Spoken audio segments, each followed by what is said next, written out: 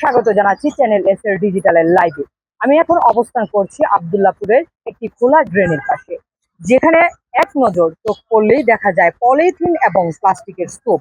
যে দৃশ্যটি আমাদেরকে দেখিয়ে দেয় কিভাবে এই পলিথিন আমাদের পরিবেশকে ধ্বংস করছে। আমার ঠিক পেছনে আপনারা যদি একটু দেখেন, রয়েছে একটি খোলা ড্রেন।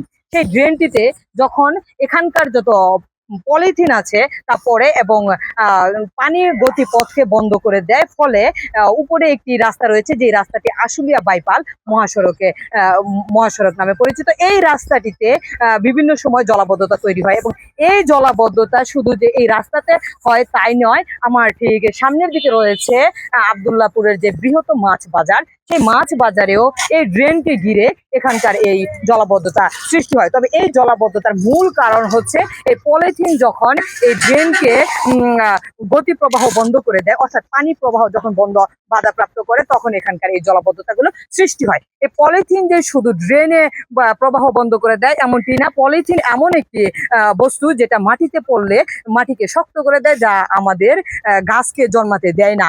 এবং এই পলিথিন যখন একটি পশু গিলে ফেলে তখন পশুর গলায় আটকে যায়, যার প্রভাবে পশুটি মারা যায়, ফলে আমাদের অর্থনীতিতে ব্যাপক প্রভাব পড়ছে। শুধু তাই নয়, এই পলিথিনে যখন বিভিন্ন পণ্য বহন করে নেওয়া হয় তখন একটি বিষাক্ত কেমিক্যাল এতে প্রভাব পড়ে, যার ফলে ক্যান্সারের ঝুঁকি বাড়ায়। যদি আমরা জানি যে 2002 সালে বাংলাদেশে একটি আইন প্রণয়ন করা হয়, পলিথিন নিষিদ্ধ আইন, তবুও সেই আইনটি মানা হচ্ছে না। এবং এ নিয়ে আমরা বেশ কিছু ক্রেতা বিক্রেতার সাথে কথা বলেছি। তারা বলেছেন যে পলিথিনের নিষিদ্ধকরণ আইনকরণ করা হয়েছে ঠিকই, তবে বিকল্প কোনো পন্থা তাদেরকে দেওয়া হয়নি, ফলে তারা পলিথিন ব্যবহার করছে। তবে এ নিয়ে যেন দেখার কেউ নাই, তাই আমরা কথা বলেছি পরিবেশ অধিদপ্তরের সাথে। পরিবেশ অধিদপ্তরের থেকে আমাদেরকে যেমনটি জানিয়েছে, তারা নিয়মিত অভিযান চালাচ্ছে, তারা পলিথিন বন্ধকরণে কার্যক্রম অব্যাহত রেখেছে। তবে দীর্ঘদিনের অভ্যাস